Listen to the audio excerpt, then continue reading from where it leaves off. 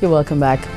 Two civil society groups, the Socio-Economic Rights and Accountability Project, SERAP, and Women Advocate Research and Documentation Center, WADIC, have asked an organ of the United Nations to urgently investigate allegations of arbitrary deprivation of liberty of Mrs. Clara Chime by her husband, the Enugu State Governor, Mr. Sullivan Chime. In a petition sent to Mr. El Hadi Malik Sow, the chair rapporteur of the United Nations Working Group on Arbitrary Detention, the groups are asking the chair rapporteur to issue an urgent appeal to the governor and the Nigerian government to release Mrs. Chime from unlawful detention without further delay. According to the groups, the continuing restriction and violation of Mrs. Chime's rights also constitutes violence against women, especially given the physical and psychological suffering she's currently facing. Now, part of the petition reads, unquote, the deprivation of her liberty has continued to affect her physical and emotionally, and end of quote.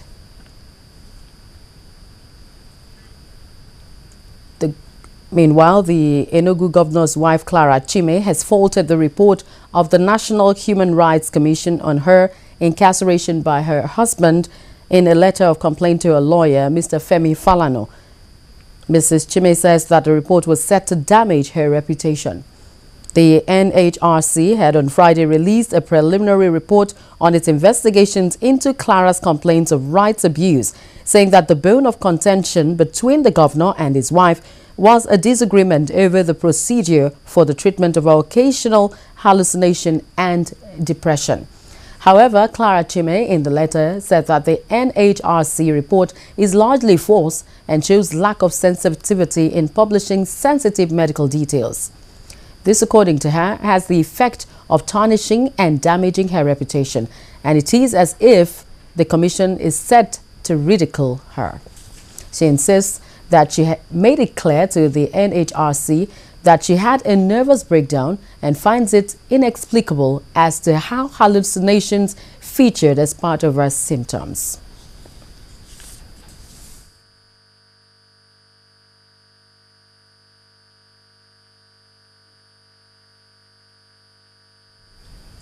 And now to arts. The fourth edition of the Lagos Photo Festival attracted a large turnout of photographers from inside and outside Nigeria. The aim of the fiesta is to establish a community for contemporary photography, which will unite local and international artists through images that show individual experiences and identities across Africa. On Art Review tonight, we'll look at the Lagos Photo Festival.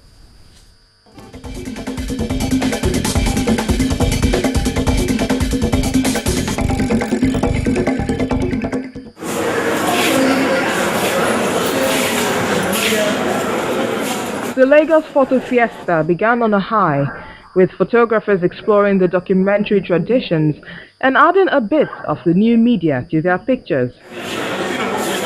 The mega city and the non-city was a theme that got mind-boggling, but the pictures on display made the task seem so seamless.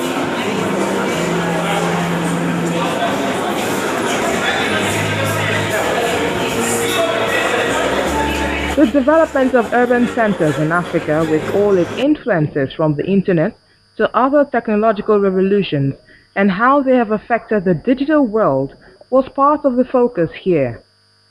We're looking at the urban centers like Lagos and how it's changing at an unprecedented speed. We're also looking at how technology changes the way we communicate in a more globally connected way. So in that way, we redefine our understanding of space in a city. I think that the photographers this year are all looking at several aspects, either of what it means to be a developing urban center, or how we connect on a more international scale. To with the digital revolution, we have many people with iPhones and so many different ways of having smartphones, all these devices which connect us to technology, I think, on a daily basis, and that definitely is translating to photography, I think, and also redefining. Before we had just analog photographs, analog cameras. Now we have digital cameras. We have you can use your iPhone. There have been exhibitions which are exclusively done with phones. So I think photographers. I mean, everyone has their personal preference, but I think they are definitely embracing technology. And the new partnership with the media showed a more reportorial angle to some of these pictures. One of the major projects of the Lagos Photo Festival since its inception has been the educational opportunities we provide to emerging artists in the country. When Lagos Photo started in 2010, there wasn't much in terms of photography education here in Lagos and here in Nigeria. So every year we have a very comprehensive public programming aspect to the festival where we have workshops, we have courses, we have discussions and artist presentations, and by that we create a community for photography to a large group of emerging artists and people who are interested just to start getting into photography. Many times photographers come and photograph Africa or Nigeria and then they go and exhibit abroad, but those stories need to also be told locally and at home, and so it's kind of about like Africa and Africans telling their stories, at home too. Some of the images are on black and white with more figurative expressions.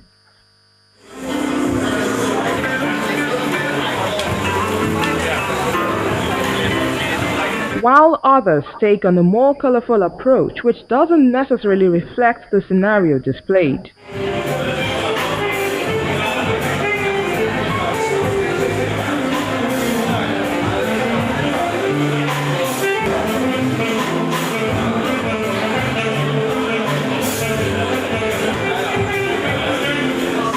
The Lagos Photo Festival is one of the few shows that dedicates a month to celebrating photography.